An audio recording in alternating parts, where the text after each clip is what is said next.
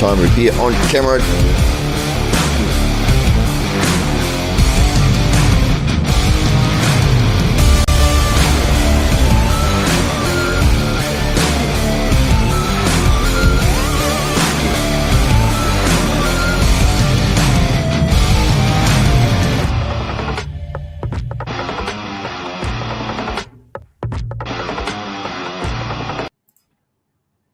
Oh, hey, it is, in fact, Hollywood Connelly here with the double biceps. It is on the contract, a legal requirement every single time we appear on camera.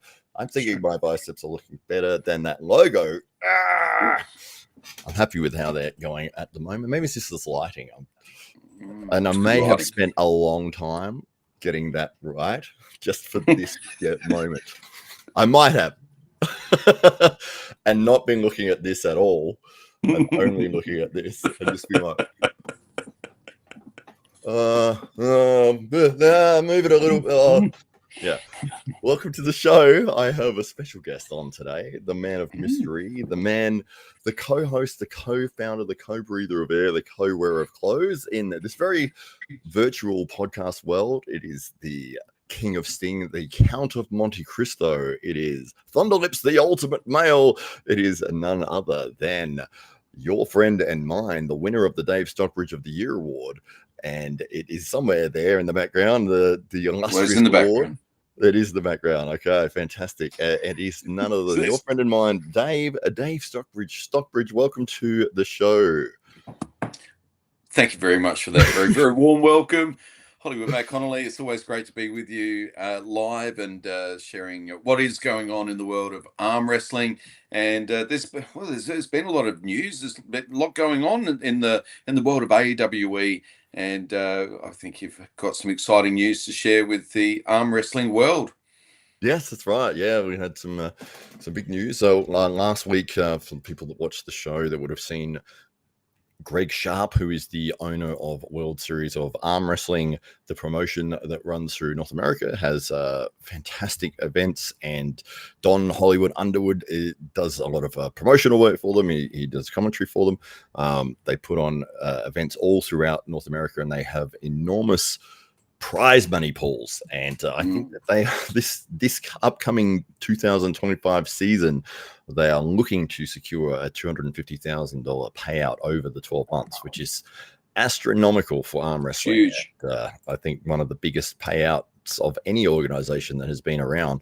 So so Greg also has launched a TV network, Radiate the TV, and part of that is that one of the channels is dedicated to arm wrestling. Yeah, is incredible. So when you have a TV channel that's 24/7 and you need a lot of content, all of a sudden you go to the bottom of the barrel and you say, well, who's down here? And, we're this guy. So he's said, hey, we might see if you're interested in putting the show on and seeing how long it takes to be taken off. So can we expect any changes to the show, the format? Have you got some guests in mind? Are you thinking there's going to be some mainstays, some regular guests? How do you see this playing out? Because in my mind, it feels very much like the Tonight Show in the 1980s. But what have you got in mind? New host, completely new host. New host. We'll launch it with the new host. Yeah, it'll be your show without you. We'll just get rid of that bit and we'll be fine. But as H.G. Nelson isn't available, you've got to take on the reins and take this show into the live stream sphere. That's right. With HG and Roy Nelson, who are two very good comedians here in Australia. For the people who are watching that don't know who they are, did you have an original favorite? Was it HG or was it Roy? Because always you answer before.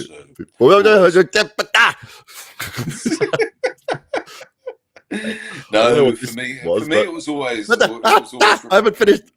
Oh, sorry. I was gonna say HG was what got me interested, and then HG, Roy, yeah, right. Roy is what I turned into liking more. Well, HG always had those fantastic intros, which you always spoil me with. So I Right. feel like that's really HG Nelson inspired those intros. That's why in part why I love them so much. But but yeah, it was really Roy. It was Roy Slaven, especially when as soon as the voice dropped, you knew something very funny was likely to be coming. So yeah, Yeah. it's yeah.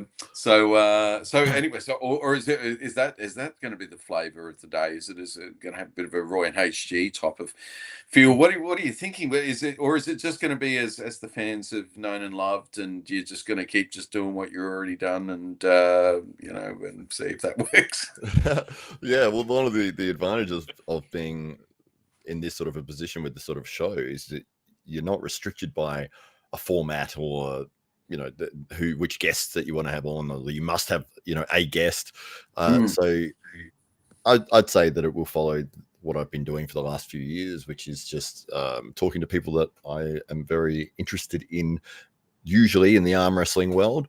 Mm-hmm. And sometimes it'll just be me, and sometimes it will be people that maybe others that are watching have never heard of before, but you get the opportunity to meet some interesting characters, and especially from this part of the world where maybe you've never heard of this person because they obviously live completely on the other side of the planet. But there's the great thing about that is that exposure, and people start hearing about somebody, and these whispers and these rumors of these athletes from around the other side of the world start sort of reaching the foreign shores, and then all of a sudden people know who Lachlan Adair is, they know who Ryan Bowen is, they know who Mario Tambakis is, they know who Richard Bornman is, and all these top level guys, your Brett Coots, and all that sort of thing. And it's like, the people in North America are now aware of these people, and I'd say a lot of that has been through the social media aspect, as opposed to just their performances on the table. Yeah, absolutely. Well, I'm not sure how I feel about this, but this is okay. So more of the same. That's what the fans can expect to see. So if you like what you've been seeing, then you're going to get more of that. So, and if you don't like it, then you'll see less of it. You're lucky. There's going to be lots of other channels and live streaming services available. So there's no other channels at all. There's only this one. So Greg's got a real vision there. And when do you have any idea as to when this is likely to launch? Is there a ETA on when it's all taking place? There is. He put a post on his Facebook, and when did it say? He had a countdown on there, and it said, so he's got an agreement with Bet's Bracket, which is fantastic, because I think his post said, here it is. So on the 11th of December, he set up, there's a post here that says less than 45 days away. We'll be launching. Okay. So we're in the final countdown. We're in it's sometime in the next 6 weeks. This is all going to be happening. That's right. Absolutely. Radio TV. TV. Yeah. So he says he's got 100 fast channels and 1,200 movies for a one-of-a-kind home television platform on a streaming app.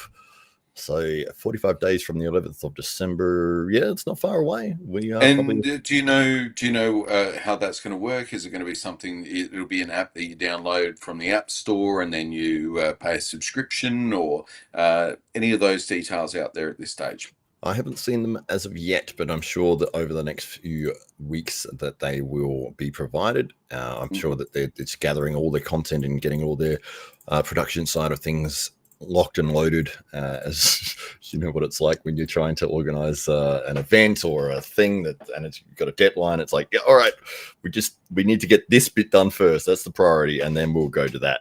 So but it is something that he obviously has been working on for a long time, with 100 channels and 1,200 movies. It's huge, massive. It's huge. It's gigantic. And he's obviously just been chipping away at this in the background. He's kept it on the down low for the most part, and now he's just as things are kind of almost there, he's now making these announcements. And people are thinking, where did this come from? And I mean, Robert Baxter, coincidentally, in the last few weeks, has taken over the reins there at Core Sports, East versus West, and King of the Table now being firmly in his hands. And then we see this other seismic shift going on in America as well.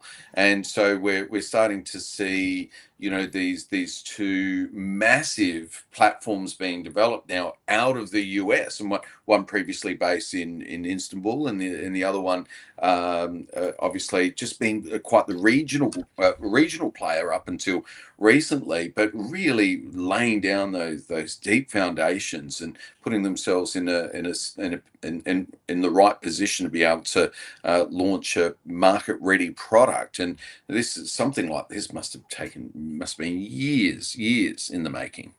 Yeah, absolutely. It is. It seems to be that Greg is one of those men that just gets things done. I know he owns a construction company, and he has his finger in a lot of different pies. But obviously, the arm wrestling bug has bit him hard, and thankfully, because he's been doing amazing things for the sport, not only with his tournaments and his organization with World Series of Arm Wrestling, but you know, with the exposure that he's going to be able to give the sport by having a 24/7 arm wrestling channel. So yeah, if you're jumping on at any point and you're an arm wrestling fan, could you ask for anything better, really? Yeah. And I mean, he's developed this platform. On top of that, his heart's led him to creating an arm wrestling channel, and at the same time, he's throwing $250,000 at the sport, which is no one else is doing that right now. So this is huge. This is huge news, and all in the shadows of, I guess right now we've got Knuckles Up coming in the next 2 or so weeks' time. And so whereas just in the latter part of last year, it was Knuckles Up making all of the announcements about a new world headquarters and holding their event in the in their new venue in the theatre there, and with announcing their qualifying series as well for the Arnold's.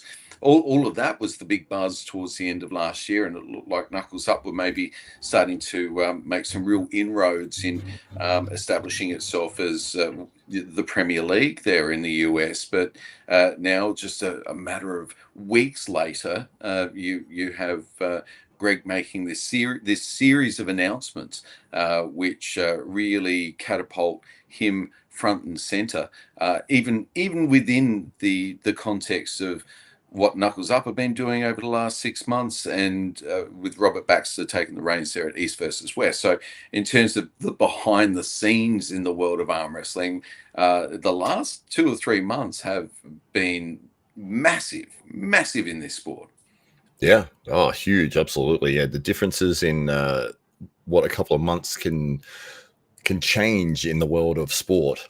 And this is one of those things that I like to highlight for people that are looking at signing a contract that is restrictive for multiple years. Yeah. And it's like, okay, well, the contract that you might be signing at the moment, and this is just an example. I don't know what prices are that people are getting paid, but let's say you get $3,000 per match, and they say we'll guarantee you 3 matches a year. So you're like, okay, $9,000 a year. You're like, wow, that's amazing. You know, that's more than I've ever earned in arm wrestling. You sign the deal, and then 12 months later, there is now 8 other organizations that would offer you $20,000 a match, and you can't sign it because you're still under contract. You know, it's difficult. It's like at this point in time, I think having restrictions on athletes being able to compete without being exclusively locked in is almost restricting the sport from its growth. Well, I would like all of the athletes in the world to be signed to AWE under a restrictive agreement where they cover all of their own expenses, and when they come, their accommodation, their flights, and then when they get here, they give us $1,000. Right. I Yeah. think, and I think that would be a really, but I mean, at some point, like these, these exclusive contracts that were signed up in some haste after AWE2 have. I think you're exactly right. I think that backfired for a handful of athletes and when I say backfired, I don't mean that it's backfired for arm wrestling as a sport. I don't think it's had the desired effect at the top end of the sport. I also feel like it's not really serving the athletes the best, and I feel like there's still, there's still the Wild West in the world of arm wrestling. There's still the best days are yet to come. There's still a whole lot to be discovered, and when we see how much has happened in the last few months, and you can only imagine the next 12 to 18 months are going to see even more changes, and the landscape is likely to be a lot different in 2 years' time than what we've come to feel to be our new normal now. Yes, absolutely. Yeah, 100%. I mean, look at 2 years ago from now. I mean, AWE wasn't around. Knuckles Up wasn't around. I don't know if King of the Table was. I mean, these leagues are not, decades established. They're all relatively new. And then, for somebody to think, okay, well, this will be the one. That's like they've only just started, and there's no competition yet. Like, do you know what I mean? Or there's very minimal competition. So, yeah. I would say hello to Fox 8 Ball, who's here. He says, am I invisible here now too? I don't know what you mean, but you're not invisible at all, except for this post here. Oh, it did load. It was blank, and then it loaded the thing. Tricked me. I've got a bicep and then 3 unicorns. What are you doing, Fox? Go back to sleep. I don't know what time it is over in the UK at the moment, but it's probably not good. I'm going to look it up. Time in UK is it's not too bad. It's 11:02. Oh, there you go. About lunch. AM or PM? I guess it's AM. No, that's good. Yeah. That's good. That's good for them. That's in the middle of the day. What are you complaining about, fine. Fox? Settle down. Yeah. Geez, 3 unicorns? All right. Get off the unicorns, mate. Get off the unicorns. A little bit early for the unicorns, mate. Oh, so good. Yeah. But as you were saying, and the exciting thing being a promoter in this time is that I've said this for a couple of years now. It feels like we came in right as that real peak was starting for arm wrestling, just before COVID, just after COVID, when everyone was sitting at home for months and they were just watching stuff on YouTube, and all the arm wrestling content suddenly started getting a lot more of a boost, and it sort of came out of that like a shotgun. There was so much growth that happened because people had time to watch and became fans and started to learn the characters of the sport. So, and that was what, 2020. So, and it's, only just gone 2025. And you think, okay, well, what's happened in those 5 years? An enormous change, like so much growth, so much development, especially here in Australia. I mean, even here with Adelaide, the club, there was like maybe 5 or 6 of us at that point, and now there's like almost 50. So, yeah, it's been fantastic to see. Yeah, and I still feel like the best is yet to come. I mean, this is still very, very early days in the sports development, and that's why it's exciting to see people like Greg who are putting their money where their mouth is, and trying to create the platforms that the sport needs in order to reach a level of mainstream acceptance or awareness, which will be the thing that attracts sponsors to events, which will be that thing that legitimizes the sports in the minds of mums and dads who might have young kids that are interested in the sport as well. So these are, what we're seeking to do. I think what you were referring to before about how people jumped online during COVID and fell in love with the sport, and I count myself as one of those people. It was that time where you did spend most of your time just scrolling through social media for lack of too much else to do on certain days, and so it was and I think there's that what happened was that people were able to very quickly get down the bottom of the rabbit hole. So in other words, like if you were seeing a WAL video, well, there weren't actually that many. Like if you've got nothing to do for 3 weeks and you're locked in your house, you could see all of those matches and almost become an arm wrestling expert within a matter of a few days by binge watching these videos. So it was really easy to immerse yourself into that subculture. But and then what came out of that, once people had kind of soaked in all of that content, because it was a limited amount of the content, that it was about that time when the world was opening up again.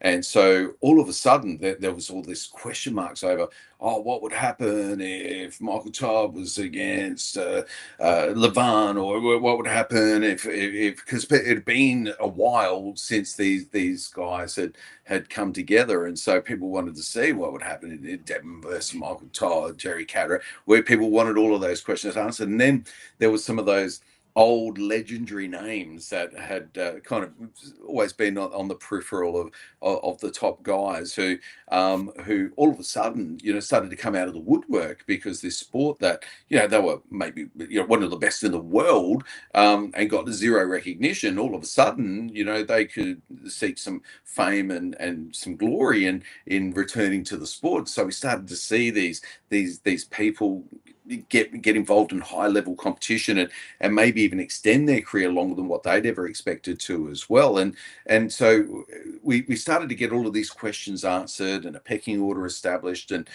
now it feels at the top end of the sport very much like musical chairs, and we're not really answering too many new questions when it comes to elite heavyweight arm wrestling. And we've seen this because Devon's got as far as he could go, and then it's okay, well, I'm going to start go back to the lighter weight categories and start picking them off again and see where it goes, because we need a story. We need to be able to follow. We've taken that Devon to the top, can he beat Levan storyline to its nth degree, and now there's nowhere else to go with that. And so it's like, okay, well, he's wisely come back and readjusted, and so and so people become vested in this new storyline that he's developing, and he's very wise in doing that. I don't see any of the other athletes really doing that or giving much thought to that. And so what's going to happen is that for, say, I don't know, Jerry Carteret or something like that, somebody who maybe doesn't have that big persona and that huge profile and reach. For those guys, it just gets to a point where, well, what questions do we want Jerry to answer? At what point have we learned everything we need to about Jerry, for instance, and so, and there's several other personalities. I just picked that out because it's just not Devon, and so, but yeah, once you get away from Devon, it's a big drop back in terms of average mainstream care and attention when it comes to arm wrestling personalities. It's a long way back to the peloton. So what is really interesting now is seeing these platforms being developed that really provide a gateway for new talent to start to seep through, and that's really where the sport's at now. Where's that next generation of athlete? Who are those new names that are going to take the sport forward over the next 10 and 15 years? Not the guys that have been in it for the last 10 or 15 years that are maybe at their end of their careers. Look, where's the next generation coming from? And how, in the meantime, whilst we're developing these personalities, these storylines, and these athletes, how do we garner mainstream attention for the sport so we can get the sponsorship dollars, hold the events, make sure that athletes are appropriately remunerated, and take the sport to a more professional level? Absolutely, no, 100%. And I think you had a few good points in there. And I did like the comment here from Fox 8 Ball that Dave, rabbit holes are my specialty.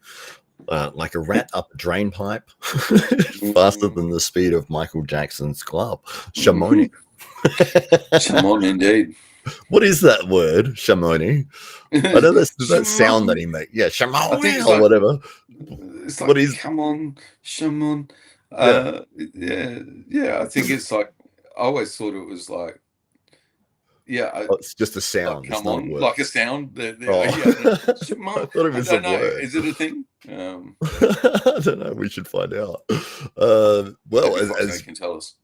yes, one of the things that he did say, which was quite interesting here, and I'll get to your points and tie it in here. But so we had Arm Gods in Ireland that I attended. I think it was Valhalla was the name of the event, and one of the best matches I've ever seen in arm wrestling was between these two gentlemen here, Connor Sale and Matt Smith, and I've never seen somebody have to leave the whole room where the event was being held, like basically run out of the room to throw up halfway through the Wow. match and come back in and still compete. Wow, Wow. That's incredible. awesome. They were both. I don't know if they were both pressers or both hookers, but they were stuck inside, and it was just like a grind. It'd be like, and when I saw, I think it was Connor, it was in the pub the next day or maybe 2 days later, and this whole thing of skin was just gone. Wow. Oh yeah, Wow. Wow. yeah. So a rematch of that. Wow, that'll be amazing. Yeah, well, Ungods are doing a good job. They're going to all the regionals. They're discovering all the talent. They're bringing them through, providing those guys with a platform and running really regular like mini tournaments essentially. And you know, there's a great formula. I think from a grassroots perspective, there's a lot to be learned in that experience. Oh yeah, for sure, absolutely. Yeah, well, that's one of those things. It's so fun to see this growth in the sport, and that there's people out there, and I think we talked about this a couple of times, that people are trying to find the right formula for the mainstream audience, and it's like, what is it? How are we going to present the sport in a way that we can get anybody that's just watching that you go, here, have a look at this, and they can instantly understand what's going on and be entertained and interested. And it's like, what format are we going to present to the audience that's going to meet those requirements? Because that's where your massive growth is. And we're seeing different organizations trying different things and different versions of that. And you know, is it the super match format where you have like a 7-hour event, or is it the knuckles up format where it's still super matches, but you've only got maybe 4 or 5 matches on the card that they really can push and get people interested in every match that's on the card, but they're not so overstacked that you forget about, you know, it's like, oh, don't even watch the first 8 matches because I don't even know who they are. You know, you've still got 26 more to go after that. But So can I throw a couple of things at you and just let's see what you think in terms of outrageous, crazy formats that might just work. Okay, so we've had a little bit of experience with this because we did one where it was like a king of the table. So what do we call it? You know, the one that where everybody just went around. Matt, king of the remember? table. It's Yeah, king of but the it's not table. king. No, Oh, we you're got it not. last man standing. Last man standing. That's right. Yeah. Yeah, thank you. So last man standing, and there was like I think there was 8 athletes, or it started off at 8 or 9 athletes, and the numbers dwindled as the hour went on. But it was who the winner was, or there were 2 winners who was on the king side of the table at the end of the hour, and the person that spent the most time on that side of the table during the hour, and both of those people won, and that could be one and the same person. I think it was. I think Laz won both from memory. Yeah, yeah. But yeah, so that's one format. That's a crazy format. I haven't seen anybody else doing anything like that. That was fun. Like, I loved that. I love that. I thought that was great too. I'm going to bring it up for everyone to watch Yeah, because yeah, it was yeah. awesome. So let's say 2025. Should we do one more of those? What do you think? I would want to do one of these all the time. Okay, let's do it. But Let's do it. yeah, there was that open to interpretation of the rules, and you know, people that were trying their best to manipulate their way around the rule set. And Yes. So yeah, but luckily they were bringing forth their ideas of how they were going to cheat into the chat, where I could see them and then make rule adjustments to be like, no, you can't do it like that. We're gonna have to change that. So yeah, so for people who don't know what the last man standing was, as Dave suggested there, it was a 1 hour event. So athletes would start on the mark and we'd say go. And it was just, if you win in the king position, you hold on to the king position, and the next person cycles through, and you just cycle through, and whoever is in the king position as the clock turns to 60, you would get, I think it was $1,000 or something was the prize money, and whoever held the king position the longest throughout that hour also got. I think I almost got him then. I almost got him. Yeah, I did. Yeah. I didn't, but wow, I got to start on him. That's right. Oh, his shirt's come off. Hang on. No nudity allowed on this show. Wow. Less sport though. This is probably 40 minutes in or something. So the fun part about this was, because people were trying to figure out how can we manipulate this. Let me just take a really long time in the setup, and I was like, no, okay, we're gonna have to make it. The referee's just got to get your hands, put them together to say go. Like, it's just what's going to happen. And it's like, what if you slip? And it's like, oh, what did I say? If it's a slip, it's a loss. Slip and a loss, yeah. Slip in a losing position is a loss or something like that. Yeah. I was just, Tim's got his shirt off as well. Yeah, because people were like, oh, I'm just going to hold it, or I'm not going to try until the last few minutes. And it's like, they didn't sort of I had to be like, oh, what if they do that? That's going to wreck everything. But then I realized, like, well, if you got 15 people in the thing, it doesn't. Ash just got his shirt off as well. People were wearing clothes in this event. I don't know what's going on here. Let me go back so where they've got clothes on. There we go. That was you fitting Hamza. Yeah. So, but basically, they came up with every single way they could possibly think of to cheat. But yes, if you have 15 people ahead of you, and it's like you've saved yourself for the last 5 minutes, it doesn't mean that you're going to get on the table to get the king position. There's 14 people ahead of you, like, so it did work out really well. And we saw in that last minute that the guys were just running around in a loop to get back and have another go. Yeah, I think in the end there might have been six of us that were still standing, essentially. Due to injuries and stuff that were happening, and we were literally running back, because I think it was like $1,000 prize money or something like that. So it was worth some cardio for. And I think out of 60 minutes, I think we had like 170 matches or something. Yeah. So it was like a match every 15 seconds. Okay, so there will be an AWE, and and in some respects, like I won't say like the competition here was fairly even, but anybody had a chance of winning some of these matches. Like, you just saw me win one, for instance.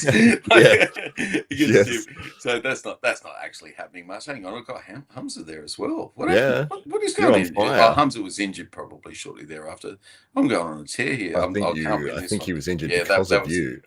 Look, I feel like I'm ripped off too. That's right. If you fouled at all, it was a loss. That's it. Move on. Get out. No restarts. It was just like, nah. This is where Ben got injured. Remember?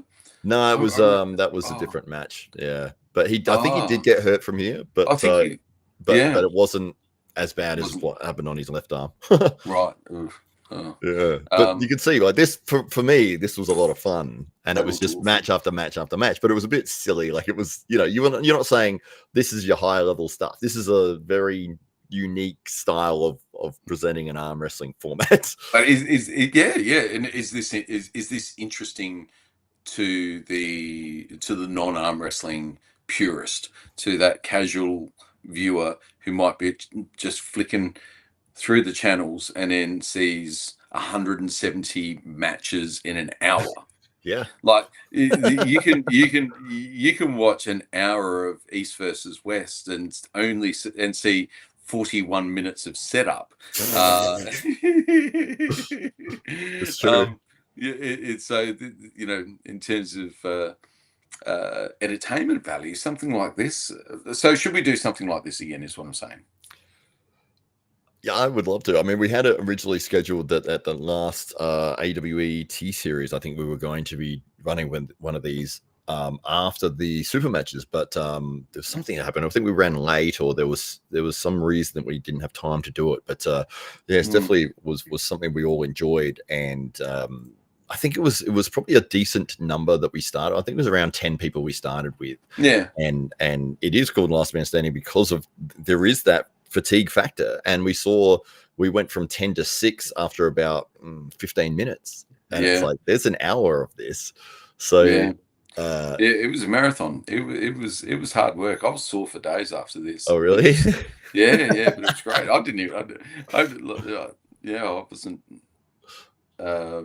successful in any which way, shape, or form other than surviving, I think. But I would love to see this type of event again. I really enjoyed being a part of it, but really enjoyed watching it as well. So I think that there's a format there. Do you think there's ever cause just for a one-off? It's very kind of you, Neil. That's awesome. Hope you're well, mate. Thank you. I like the trail off of your thought as you were reading, as you were talking, and it was like, then we're just with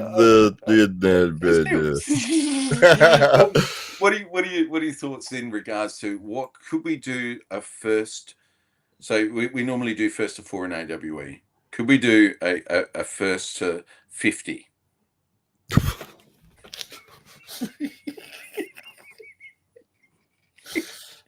I instantly thought. Hear me out. Okay. 50. Yeah. This is the first thing that popped into my head when you said it. I'm not going to try until the last few matches. Like it's a real thing. It's that it's planned and I'm competing against somebody, and that was my tactic. So first to 50, but you're not going to try to the end. Yeah. So like make your comeback. So like you're 47-0 down, and then that's when that's like you think I've got him now. Yeah. And then just you stage your comeback from there. That's right. And just replay the last 3 matches. And just forget the rest. Just start it at the 47 mark. But yes, we've got the comment here from Neil Pickup. Supernatural Strength official. Obviously, the Arm Wars aficionado, Neil Pickup being one of the legends of a great man. That's right. Wouldn't be where it is today without Neil Pickup, that's for sure. Morning, Matt and Dave. Happy New Year to you and your families, lads. I hope you're all happy and healthy. Stay strong, be stoic. And there's a nice little that version. And that, and there. I can't do the fire, but yeah. I think the fire signifies the supernatural. That's the right. That was it. That was the part of it. But great to see Neil pick up in. I guess this is one of those, and that's like a cricket umpire one too. Yeah, he's giving us out. He's saying, get off, get out. You're rubbish. So no, it's great obviously to see the legends of arm wrestling jumping in, and as I was going to say, this is probably a time format where it would suit them better, because most of the time we usually sort of target the North American audience.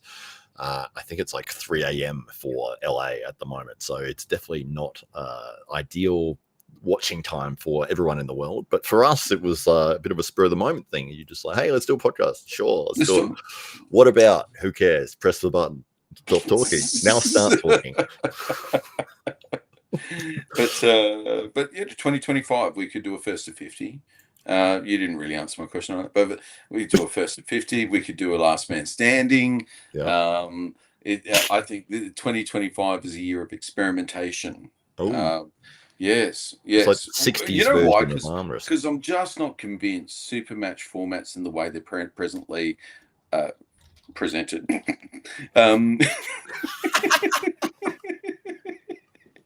currently yourself into a corner then.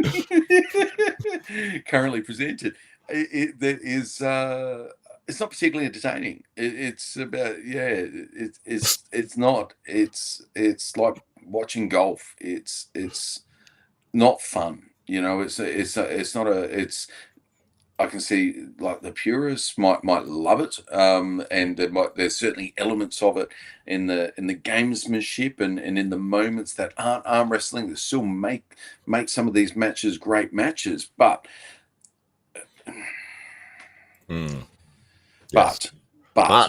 but but punters don't like it. That's what it comes down to. It's not an entertaining way of presenting the sport. So, there has to be other answers. The sport already provides some, and I think that we still haven't found the magic formula that's going to draw in the mainstream. That's right, absolutely. Yeah, so one of those things. I thought you were very much joking about the first to 50, but Almost. now that you've said it, what about first to 10? No, first to 50, I like because You like that? It's so silly that no one else would ever do that. Yeah, it's like a marathon. It's like an ultra marathon. Remember those ultra marathons? Yeah, they still from do those. in the 19. Do they still have ultra marathons? Yeah, Like they've got. the I think it's 15. the like Hawaiian Is Cliff Ironman. Young still running them? Or? He's the presenter now. No, Cliff Richard is also part of it somehow. He does the music for it. He got into it. I don't know. He said, "I'll do it for free." Oh, wow. Yeah, wow. Nice of him. He's old now as well, but he obviously got into the ultra marathon side of things. I think that's when you get into ultra marathons. It is. Yeah, it's not a young man's game. Definitely not. No. Yeah. Well, there's sports like the Hawaiian Ironman, or events like that where it's What is that? You do like some ridiculously crazy swim, like 4-kilometer swim, and then it's like 100 in the ocean. In the ocean, that's pushing you back the other way. That's true. And then you've got like I think it's 180-kilometer bike ride, and when you get off the bike, you have a marathon of 42 kilometers to run. That's what I want. That's what I want. I know. If we can somehow have it in a volcanic kind of atmosphere, like lava, something. Like that, that's the whole thing. Because you get when they do the Hawaiian thing, I don't know if you've seen the promo videos. They got lava spitting out of volcanoes and shit, and people running through it, and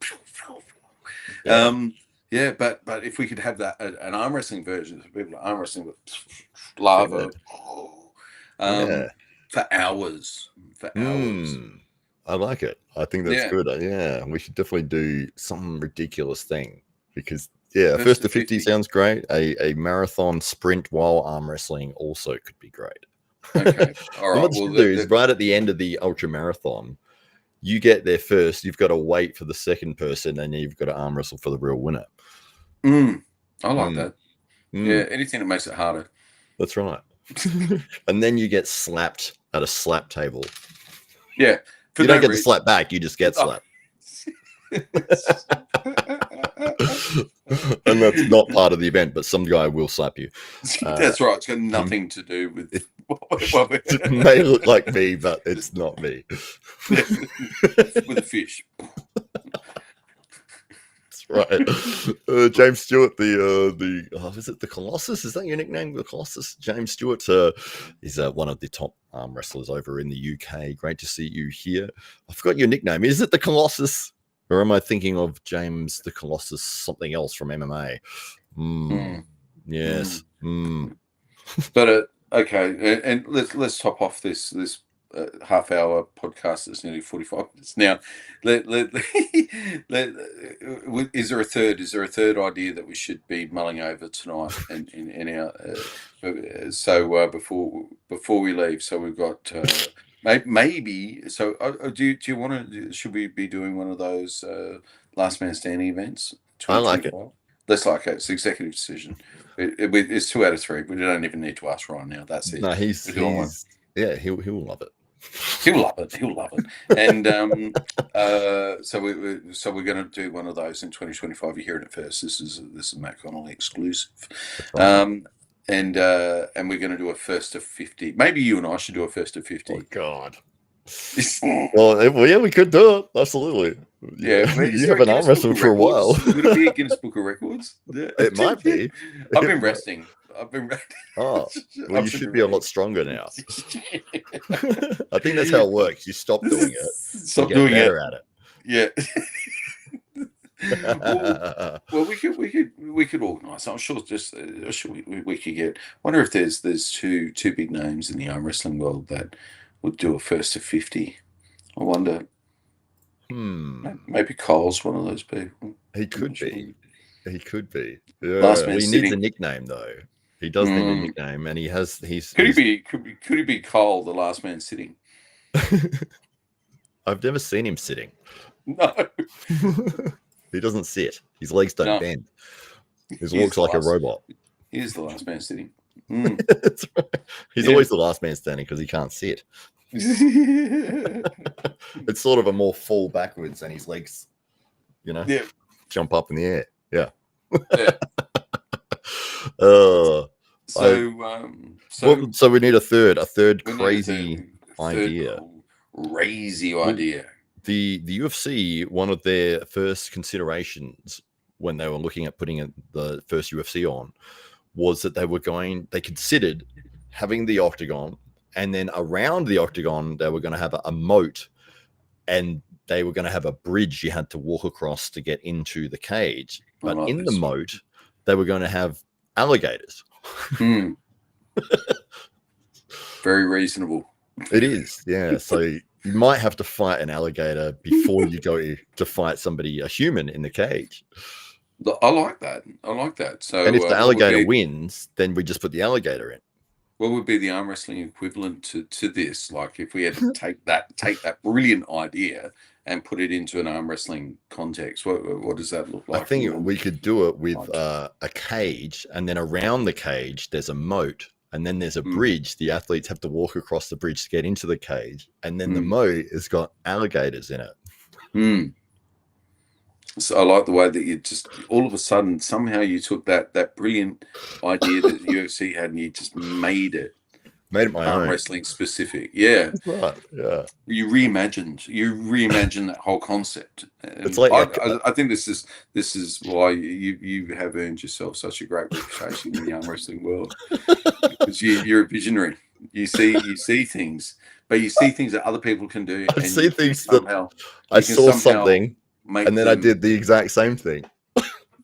Could tie into that. Well, they didn't do it though. That was just an idea. So I'm going to steal their idea they didn't do. You could take their great idea and make it a reality, which is one thing they just didn't have the balls to do.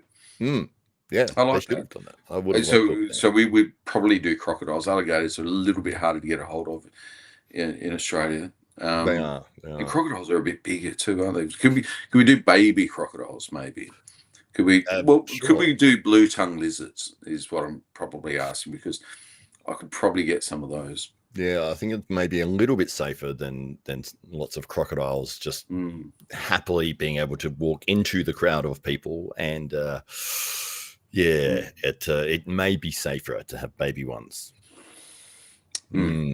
Teacup crocodile. It would be like I would watch that. I would watch it. I would watch it just for the walk-in. I wouldn't even watch the match. Like, would you get eaten by the crocodile? No, there wouldn't be a match. Presumably, that's true. It's not the crocodile. You send the crocodile in. Yeah. If he wins, if he gets eaten by the crocodile, you send the crocodile. You teach him how to do it in 5 minutes. So I had two good ideas, and you took the UFC's worst idea and didn't even change it. Didn't even polish it. No, that's right. But that's why we're a good team. First to 50 match. We've got the last man standing and potentially getting eaten by a crocodile on your way into the match. Okay. Well, the 3 good ideas to start the year. 3 fantastic ideas. We will pass them on to the definitely be team. Doing. Right. Yes. But 2 of those ideas aren't bad. 2 of those ideas. Well, one might be a bad idea, but one of them's a good idea, and the other one might be entertaining, even if it is a bad idea. So yeah. Well, so like if you had the first to 50, right? Would you want 2 people that are very close to each other, or would you want somebody that maybe has a bit of a gap, but because of the fatigue factor, maybe they get a comeback and they might get beaten 20-something times in a row, but that's when they start to turn it around. And it's like, oh God, he's 20 matches behind, but now he's starting to catch up here. Oh, I actually think it's a different type of strength that you employ after as you're fatiguing, and I think it'd be very interesting to get two athletes that are otherwise similarly skilled on the table, similar, like where there's not a huge discrepancy, but maybe one where the answer's already, like for instance, that we might know one is a bit got the edge on the other athlete. But if it was over, say, so like Levan, for instance, would Levan have won a first to 50? Good question. Yeah, and the answer's, there's probably not, Mm, so like, could Levan be beaten by Devon in a first to 50? yeah.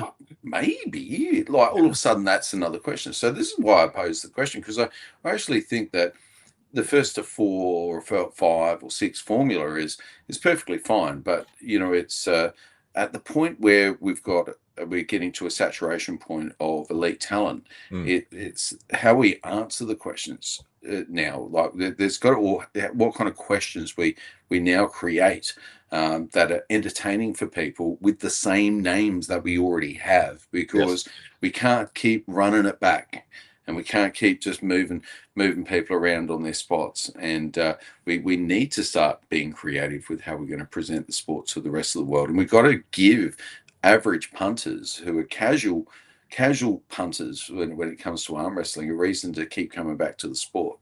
Yeah. And I think Eddie versus Brian Shaw, for instance, that's one of those matches. There'll be a lot of people who are going to want to see them guys running it back. Yeah. But if they did, and they ran it under the same rules, and you got a similar kind of result, or somebody really won well, then why wouldn't you want to try and see? Let's see how this goes over 10. Let's see how it goes over 20. Let's see how it goes. I would rather see Eddie and Brian competing for 4 hours than an undercard that I don't care about. I completely agree.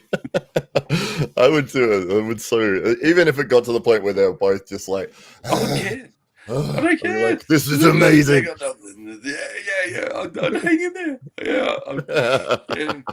That would be So good. Yeah, well, that's exactly. And who was I talking about this earlier today? Was discussing this exact point about Brian Shaw and Eddie Hall, and one of my friends actually, who was talking about Eddie Hall, and he said, "Yeah, I'm a fan of Eddie Hall, and I've been seeing that he's been doing all this. He does a lot of different sports now, not just his strongman stuff, which is what he's known for, and." He's come from having won the world's strongest man title, but he's, instead of just repeating that same act over and over, or is being only known for that thing, he's leveraged his charisma and his social media to, because he's such a big strong guy, it's like, well, how would he go in this? How would he do in this? Can he box? Can he arm wrestle? Can he do this thing? Powerlifting. How would he go if it was that? And so he has the ability to move into those sports and be a very interesting commodity, because he's bringing that package of world's strongest man into, well, how does the world's strongest man fare in an arm wrestle? How does the world's strongest man fare if he's boxing somebody? And he has a lot of different avenues there. And some of his biggest watch videos are him doing jujitsu, or him doing wrestling, or him doing, and it's like, because that question there is very interesting. It's very entertaining as to, if you've got such a big powerhouse talent that's known for one specific thing of being incredibly strong, okay, take that and put that into other avenues and realms and sporting conditions. Let's see what happens. That's an interesting question. So, yeah. Yeah, 100% agree. So, well, I think 2025 is definitely going to be an exciting year. I think we're going to continue to tinker. We're going to tinker, not tinkle. We're going to tinker with the formula, and hopefully find something that the fans love. That's really what every promotion should be doing right now. Just really focusing on what is going to get eyeballs onto the sport, and retain people's attention, and attract more people into the sport. And T-Series channel as well. That's very nice of you. Oh, the Drew is in. Awesome. Always good to see the Drew. Yeah. So 2025. So I think we've made a commitment tonight to a last man standing event. So I think that is what was this, and Sorry. yes, I like that idea as well. Yeah, but And if you break your arm, you have to keep going. yeah, You have to that's use right. your other There's arm, and if you break that one, that's not excuse enough to stop. no, Yeah, you must keep going. Yeah, that's right. In so fact, you have to run faster. yeah, through the alligators. That's right. Yeah, and I think that we're going to explore some of these interesting formats of the sport. And thank you very much, Moon TV. Mark Boxer is popping in there to say hello. And yeah, so wishing everybody a great 2025. I think we're going to be tinkering with some of these different formats and playing around with the sport, and hoping that that brings more eyeballs and attention to the sport, and ultimately, yeah, this will be good for everybody. Absolutely, yeah, for sure. Yeah, we'll just finish with this comment here from Mark Boxer. Hoon TV, a fantastic YouTube channel for cars. If you're a car enthusiast, Dave, you're a little bit of a car enthusiast. Certain cars, you've got a lovely Jag. But yes, so Hoon TV, check them out for sure. Super keen to come in again. I know I've said that time and time again. You have. Sadly, old mate in Japan caused me to tweak the tendon in my right arm. So I'm being careful with it. This is one of my friends from the gym, Mark, and he was over in Japan. I think he was purchasing a car or something, doing something with cars. He's a car nut. Yes, aficionado. And one of the guys there had an arm wrestling table, and he was, I think he was the owner of the place. And Mark's like, "Oh, arm wrestling! I know how to do arm wrestling. Let's do that." And they filmed it, and he sent me the video of it. And this Japanese guy, cheated more than I've seen anybody cheat before. His arm started on the pad. By the end, it was up here somewhere, and he was like hanging off. It was, yeah. It was a disaster. It was like, he sent me off like, my God, I've never seen that bad of cheating. Well, hoping that's all on Hoon TV, and he's posted that, so he might have. I'm not sure, but yeah, he's getting some crossover arm wrestling attention there for the car channel. Yeah, absolutely. Oh, here it is. There we go. Oh God, do you want to have a go at saying that word? Yakitori Bar. The guy there was some kind of local champion. Yes, you could definitely tell by the technique that he was employing why he hasn't lost. It's very hard to lose when your arm is this high in the air. We call it the Godzilla rules, says Kyle. And yes, it is on the channel. Fantastic. Well, hopefully people can find that. But yeah, I guess we'll wrap things up here. Yeah, we wanted to do a reasonably quick one. We doubled the time that we were supposed to run for. But yeah, it was a great little jump into the world of arm wrestling again with the man, the myth, the legend, Dave Stockbridge. So thank you for jumping on with me, sir. Thank you. And any final thoughts, any shout outs, any links where you'd like people to go? No, don't do anything. In fact, just close your eyes and sit still until we come back on live. Yeah, that's right. We will be back. We'll flesh out some of these plans for some of these crazy events, maybe with the good people who are chiming into the channel, and get some of their feedback and help us shape AWE in 2025. That's right. All right, we got to get one last double biceps here. It is in the contract. It is a legal requirement. Look out for Dave Stockbridge. Oh, it's right there. Very nice. Very nice. All right. Thank you, everybody, for watching.